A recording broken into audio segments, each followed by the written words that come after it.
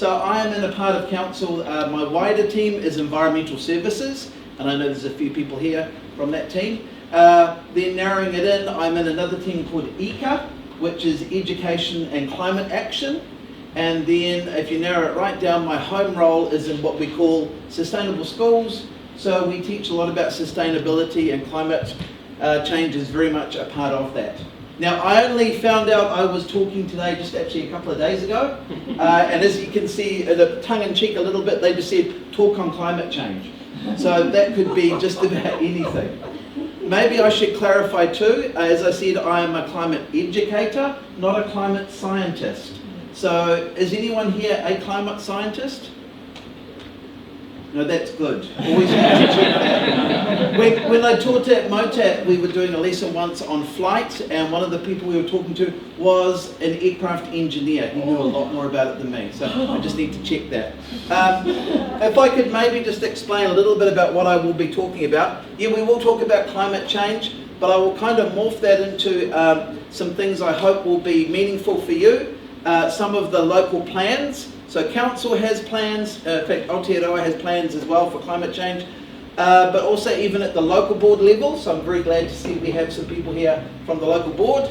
But basically a lot of it too is we will talk about some actions that of course come from your plans. We all know working in the environmental space that you plan something and then you do your actions.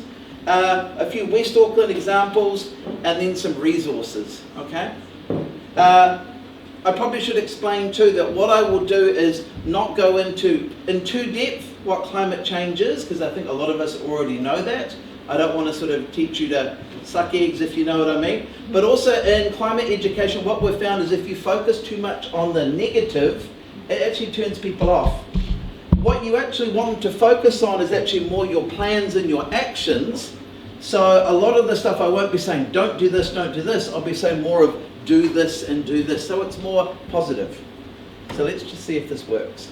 Yeah, cool. So what is climate change? Well, climate change is often referred to as long-term shifts in temperatures and weather patterns. So climate is obviously different to weather. Weather is more like a day-to-day thing. Climate is on a longer scale, long-term.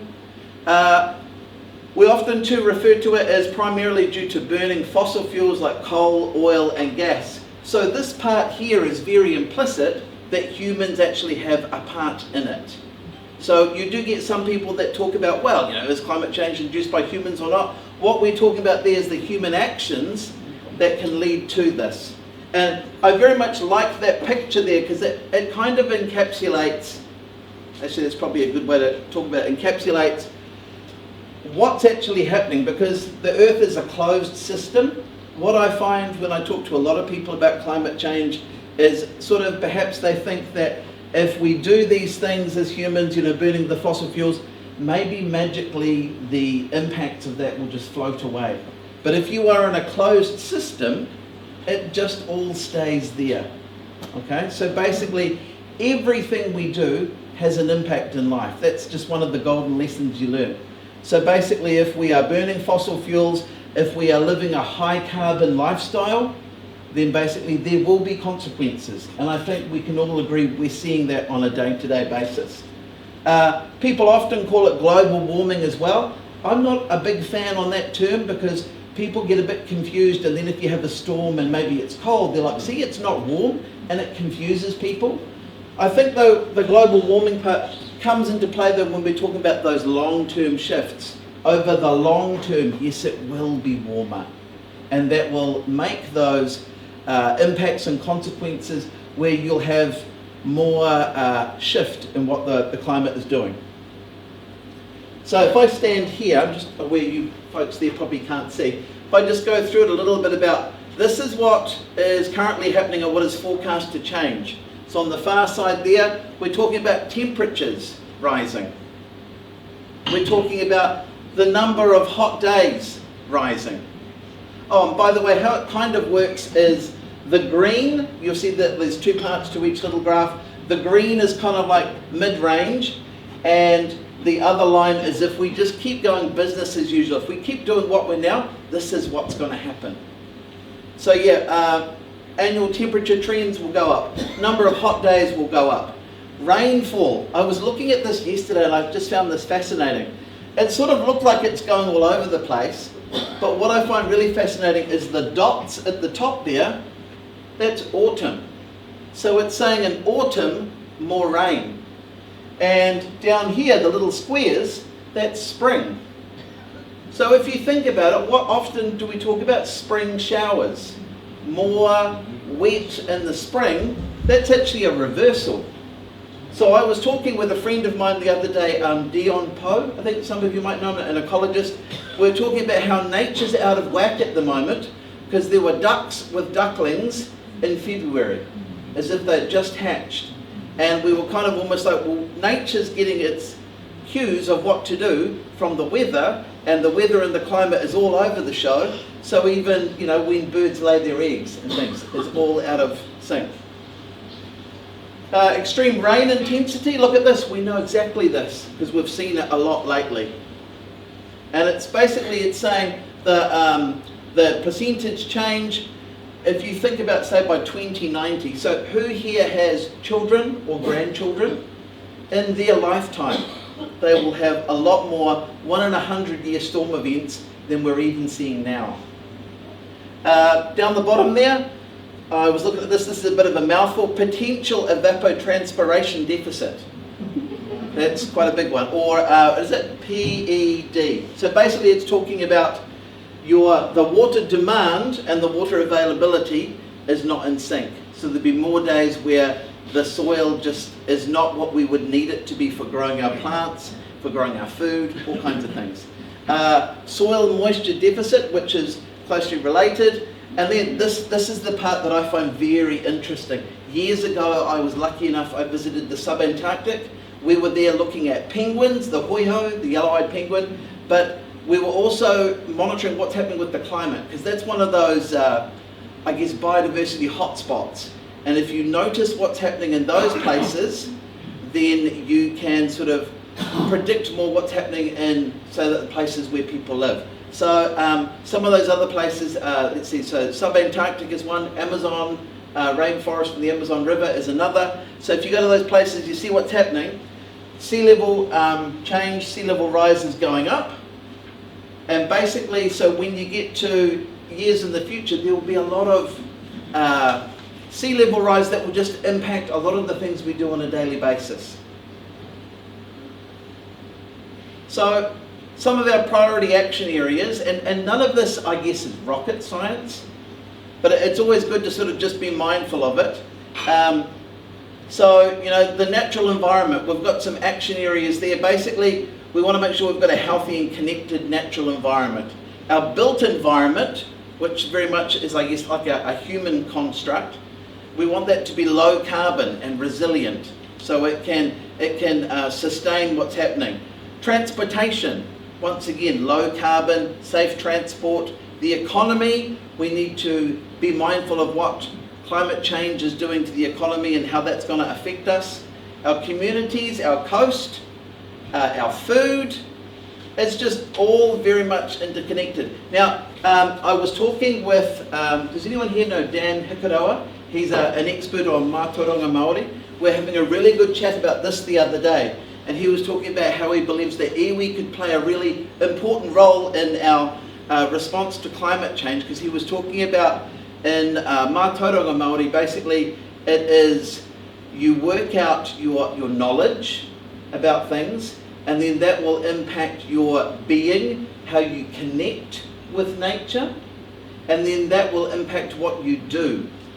So often we can kind of look at nature as if we are apart from nature, but not a part of nature.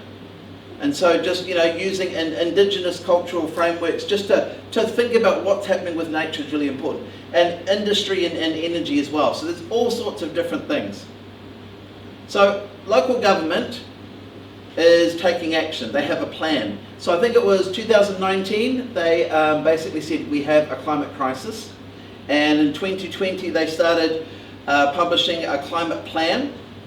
Now, living in Auckland, everyone, we know that there are times where we can get frustrated by all the road cones, by all the things that are happening, by all of the cycle lanes. I think here, this room, you'd probably be quite happy with a lot of those things, but you talk in some meetings and they're not into it at all. The reason why they're pushing so hard is, look at that, reduce emissions by 50% in 7 years' time. If you want to reduce anything by 50% in 7 years' time, you've got to really take some action. So that's why there's so much emphasis on walking, cycling, public transport, compact urban design, so everything you need is near where you live, and empowering community action. I guess a big part of this slide that I do want to point out is preparing for change, the word adaptation. Often when we talk about climate response and being resilient, we can sometimes get these words mixed up. So I thought I would just put them up here, and because I know one of the words for today's talk, so we're talking about mitigation. So mitigation and adaptation are linked, especially that bit in the middle, but also they are slightly different. Mitigation is where you're taking action to reduce the emissions, whereas adaptation, you're taking action to manage the risks. Slightly different, but there's lots of overlap there. And of course, there could be some people that have slightly different understandings of what these words here mean too. So in this case, mitigation means clean energy, sustainable transport. Whereas your adaptation, and this is what I think we'll be talking about soon, is your flood protection, your disaster management, and your infrastructure upgrades. And I'm going to give some examples of those, how they relate to West Auckland in just a moment. Now, climate action plans. Is everyone aware that all local boards are developing their own climate action plan? So your local board, they may have one completed already. So let's see, Henderson Massey. Does anyone here live in the Henderson Massey area? Your local climate action plan is already done. I think the FO one is there. Down here, Waitakere Ranges. Hands up if you live in the Waitakere Ranges, local board. Most people. So your plan is in development.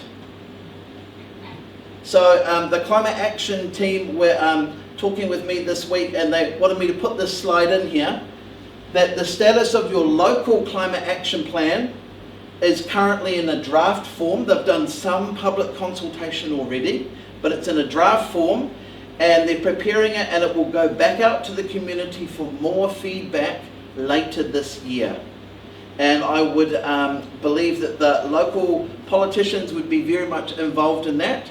So I guess if you have a question about this, it would be very timely to talk to a Waitakere local board politician, if there's any in the room. Me and Liz. Perfect. Hello.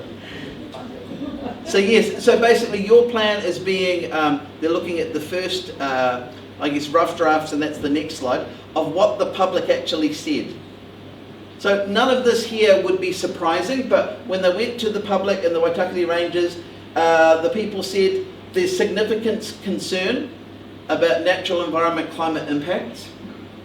There's support for community climate action. There's support for sustainable transport options and support for Māori community initiatives. What I think is really clever about including the Māori community initiatives is they are all low carbon living, which is exactly what you actually want in a climate crisis. So there are community actions you can take, and these are the type of things that will be in that local board plan. So I'll just let you just read that for a moment. Frazer, I know you want me to interrupt, or you want me to leave it to the end of your talk? I just want to... You can interrupt if you like, go ahead. What I've lived in my place in Green Bay for 3 years, the same house. Yes. Every year, at the end of autumn, going into winter, a street sweeper truck used to come around, sweep the tree, and clear the gate. I cannot remember the last time that ever happened. And this is where I write about the council, it's the maintenance.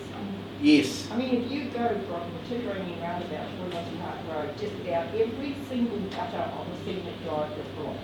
Yes. You know, and there's nobody there keeping them clean, keeping them empty. And maintenance, I think, is really one of the problems, you know, with roads and things like that. Yeah, and so absolutely, I'm sure we could all think of lots of examples like that. what I would suggest you do is keep a note of that and just keep trying the relevant teams that would be able to help you. I can't really comment on specific examples because that's not my team, but certainly hear what you're saying. And I know at times it can seem a little bit frustrating, but just keep going through those channels and I guess keep a log of what's happening and then just keep persevering with it. I've made a note and I'll comment on it when it's my turn. Perfect, thank you. So feel free to check things out and I'll make a note. Now, one thing I believe that Mark here and a few others might be commenting on soon is it says down there, submit or basically have your say on local and central government plans, projects, town centres and things like that.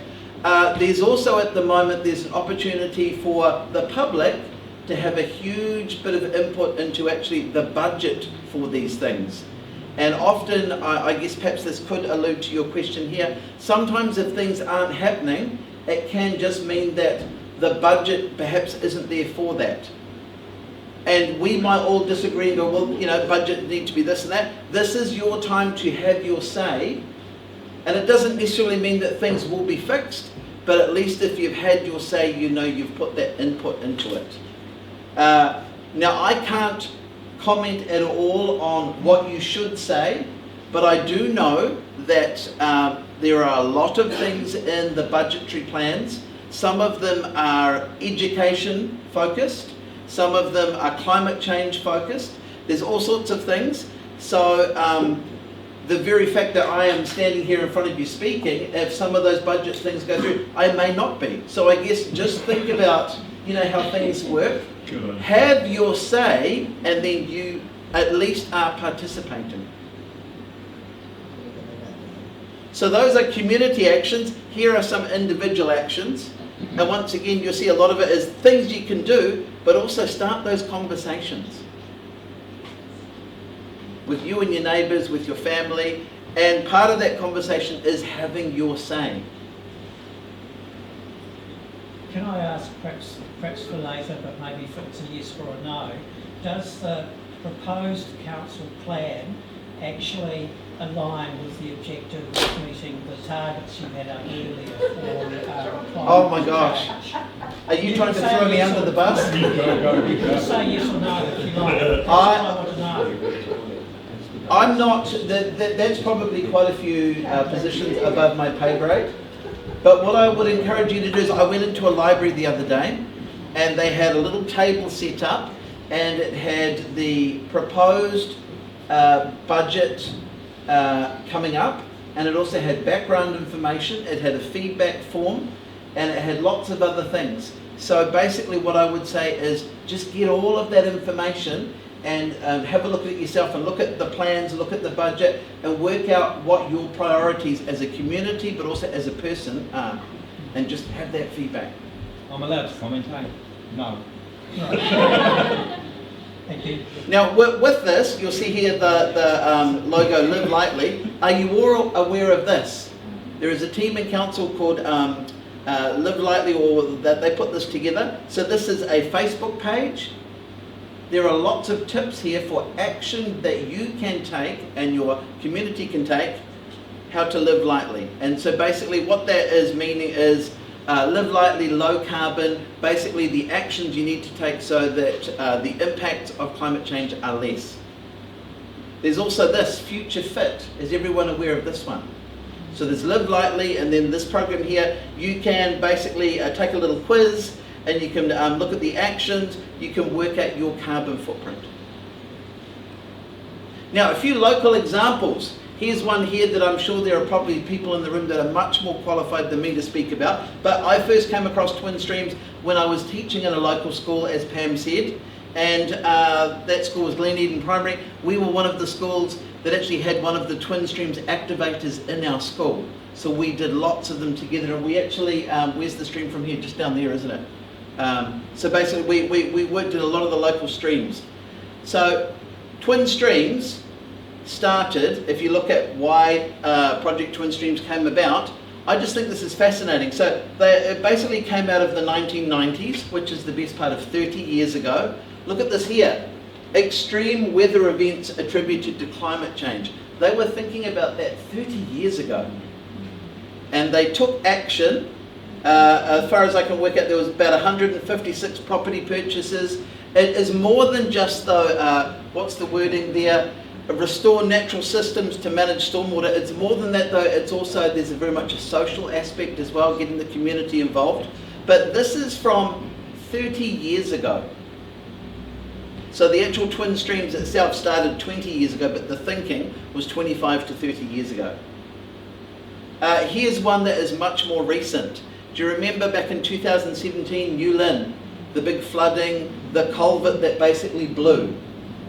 So what I find fascinating about that is if you look at this report, and by the way, you can access this on the internet, anyone can read it.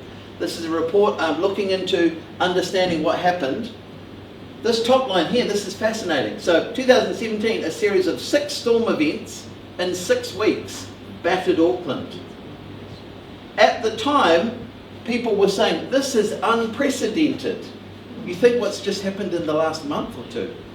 That was unprecedented then. This is 6 years ago. What I find really fascinating too is they're looking at the consequences, and basically it comes down to repeated weather events in quick succession affected the increasingly saturated ground. So basically the processes, the systems we had in place couldn't cope. Now, this is the Manawa stream. So does everyone know where Bunnings is in New Lynn? There's the railway track, and on the other side there's the Manawa wetland. And my understanding is they put that in there before all of this happened to basically have a wetland to help solve the problem. But unfortunately, downstream from the wetland, it went under the road through the piping, and if you read the report, they actually believe that the culvert was blocked. So it didn't actually matter how good the wetland was. Once it started going through the pipe and the pipe was blocked, it just blew. And 12 months later, there was still this happening. I remember driving through that often, and I'm sure you did too. More recent example, 2021, August. So this photo here is from Kumeu. Is anyone here living up near Kumeu or went through there at the time? Pretty amazing what was happening. My experience with all of this flooding was a bit more localised, where the Henderson Pool is, West Wave. So the bit of Henderson Creek there, lots of devastation, but then if you went further up, there's the road bridge at Palomino that goes over the stream there. There were cars that were just floating down the street. Lots of devastation. And then of course the floods this year. So you're seeing there's lots of examples of where basically the water needs to go somewhere. So is everyone aware of this website here? Because I thought I would actually put up a few resources too. So if you do need any assistance, there's that. But there's something here that I only learned just the other day. Good friend of mine, does anyone here know Ben Paris, the Batman? He lives local like I do. He was showing me this. This is called the Auckland Hazard Viewer. So it's basically some maps that can help you look at things. So if you go to this website, it's right down the very, very bottom, but you need to scroll a long way down. So maybe just put into your mind Auckland Hazard Viewer, and you can find this resource. So it is maps. That's where we are there right now, actually, Otatia. So maps that show flooding, coastal inundation, severe winds, tsunami, volcanoes, earthquakes, and even past events. What's really interesting is it can show you the floodplains, but also the flood-prone areas. There's a lot of them. And I sort of zoomed in on this one. So this is showing Henderson, Western Heights, Henderson Valley, McLaren Park. What else is there? Ranui. So look at all those floodplain areas and look at all the flood-prone areas. So it's really something to think about when we're working out how we respond to climate change and the increased rainfall, and look at what we're working with.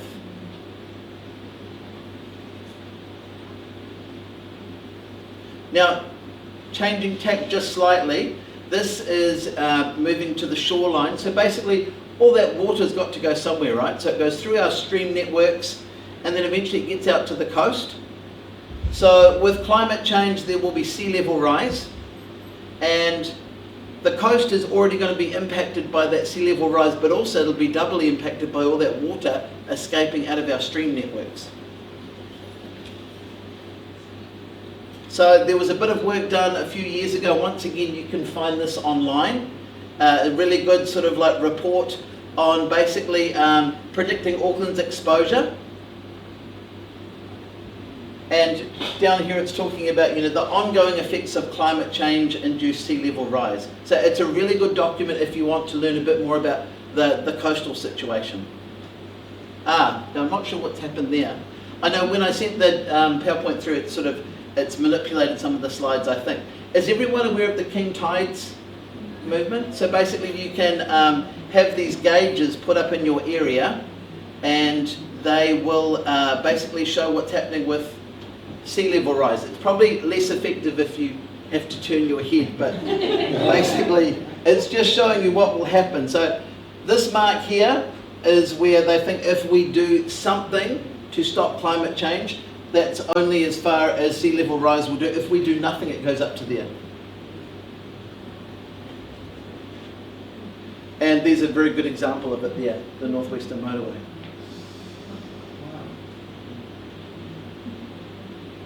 Now, here's another one here, and so this is Orangahina. So, hello Bronwyn. This is your area here. So, this is what it looks like now, and if you go on the council geomaps, and also you could go on that hazard viewer, you could work out how an area like this could potentially be affected. Look at that. So now, in the future. Now, in the future. And that is, if you click on basically 1 meter sea level rise. And you can look at a similar thing here with the hazard viewer map. And we cherish, and what could potentially happen. So it can close down our beaches. It can certainly wreak havoc with our streams. Even our parks aren't immune. So a lot of parks have been closed with climate change and the storm events. Now here is my last slide, and this is one that I've just put in that I just find fascinating. So does anyone else here read the hydrology reports? I guess that's a bit like saying, does anyone listen to the shipping weather forecast? Anyway, as part of council there is a team called Rimu, and they do lots of monitoring. They send out a weekly report, and years ago I started looking at this one. I've been fascinated by it. They don't seem to have been doing it in the last few months, so I need to follow up why. But basically, the area where we are here, at the foothills of the Waitakere Ranges, always has red dots, and red is for the most rainfall. And something I've noticed for quite a few years is there is more rainfall in this area where we're sitting right now than any other part of Tamaki Makaurau. Month after month after month of the hydrology reports. And I guess that would explain why we have so many very active streams in the area. But one thing I am intrigued to learn more about, how does this impact us? Because if there's going to be more and more rain, and we already have very active stream systems, and we know there's been lots of consequences of climate change in this area, how will that impact us going forward? I don't know. I've asked a few experts about this, and they haven't been able to sort of shed their expertise on it or tell me what, but I just think that's fascinating that this area that we're in is often, thank you, one of the most wettest areas in the whole of Tamaki Makaurau. So what I will do is, I believe we've got some more speakers coming up, so if you do have questions, perhaps come and see me later. If you do have a question about the local board plan, please talk with one of our local board politicians. If you do have questions about, say, like one of the examples there, like twin streams, I know there is some people here that do work with twin streams. So, Work for twin streams. yes, yes, that's what I mean, yeah. Yeah. So, if you want to find out more about those examples, please talk to them. But hopefully you have enjoyed my talk. You've been a very nice audience, thank you. You haven't been too harsh. And I will now pass over to the next speaker.